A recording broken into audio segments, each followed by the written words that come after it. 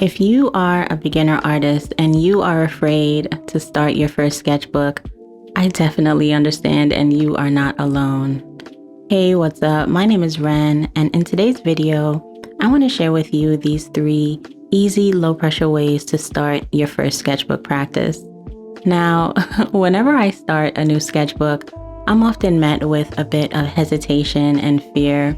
And I don't know if it's fear of messing up the pages or if it's fear of a blank page, but I definitely feel you on this. And that's why I believe these 3 easy ways that I'm going to share with you today is really the key to jump starting your sketchbook and art practice with confidence and consistency.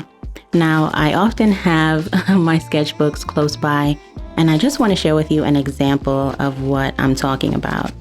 Now, when I start my sketchbooks, I often like to focus on my art materials, staying in tune with my art materials and how they make me feel. And I believe this is the key to really creating and developing an art style that is unique to you and creating a sketchbook practice that you can really come home to again and again. So definitely grab your sketchbook, grab your art supplies. Let's sit down and create together while I share these 3 easy ways to start your first sketchbook practice. The first and sometimes the easiest way to start your sketchbook practice is to simply start with color. Instead of worrying about what to draw, begin by filling your pages with swatches or simple washes of color. I love playing with color because color is all around us and it is readily available in various art making tools. So I love to just choose colors that I'm drawn to. Right now it's the fall time, so I'm really drawn to warm colors, warm browns, soft greens, and I love to lay my colors down sometimes in simple squares or ovals and color swatching, or I really love to move the paint around the paper and watch how colors blend into one another or experiment with layering colors one over the other. This kind of color play is a gentle way to begin your sketchbook practice because there's really no pressure to create a finished piece. It's about seeing how your art materials flow together, how colors relate and sit next to one another, or how your page feels when it starts to fill up with color. I like to think of my sketchbook as a playground, and I really love to get in tune with play as a way to exploring my sketchbook practice. Because your sketchbook really doesn't have to be perfect.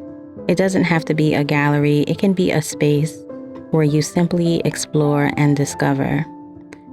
And the magical thing is, as you begin to play with color in this way over time, you can build color references and color palettes that you might use later on in bigger paintings or pieces.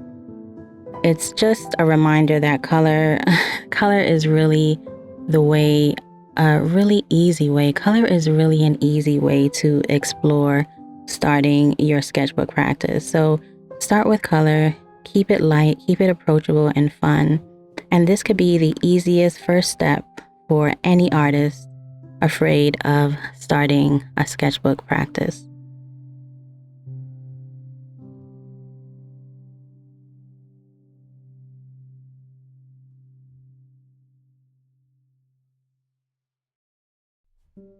The second way you can begin your sketchbook, and really this to me is one of the most beautiful ways to begin your sketchbook practice, is by using it as an art journal, combining your drawings, your simple sketches with words.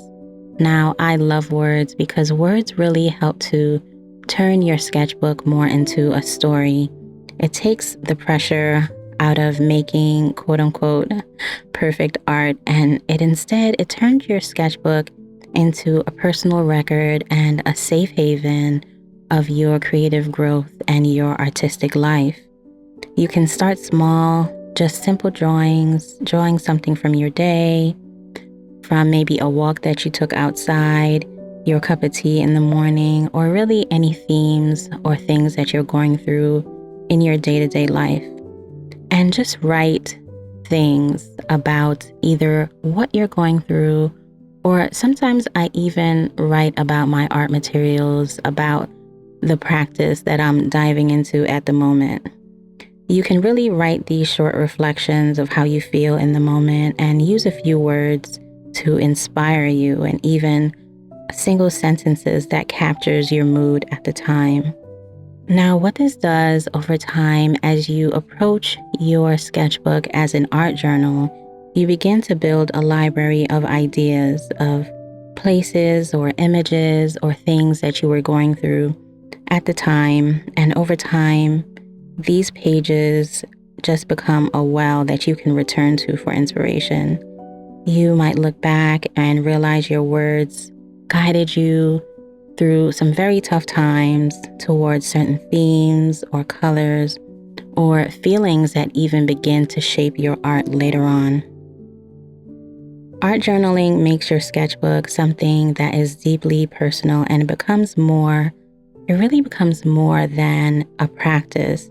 It becomes a companion, a safe space to process your thoughts while you grow and while you create.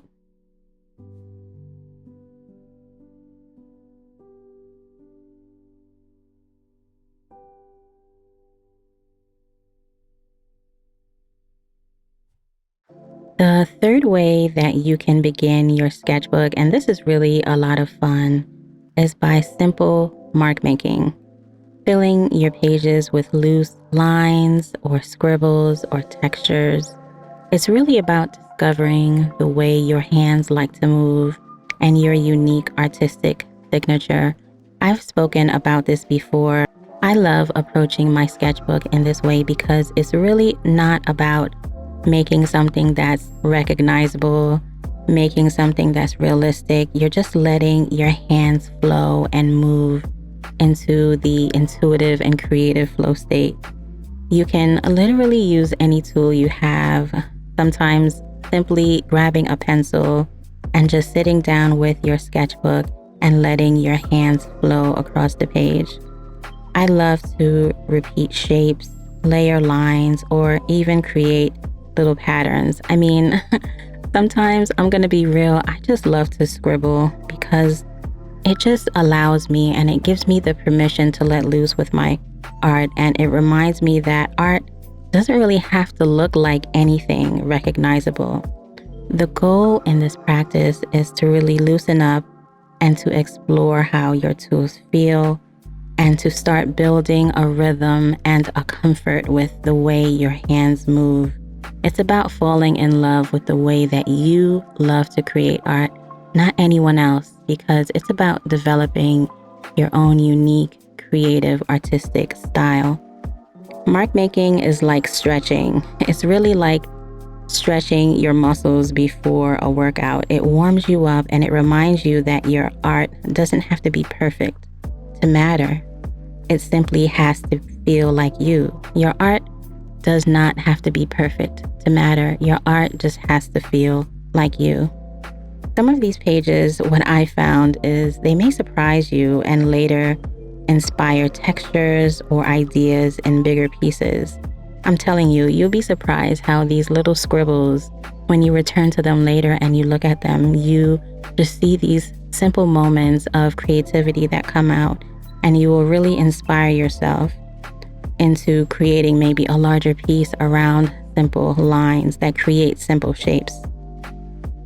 Your sketchbook, like I say over and over again, it doesn't have to look like anyone else's. It does not have to be a place of perfection. There are no rules, no judgment.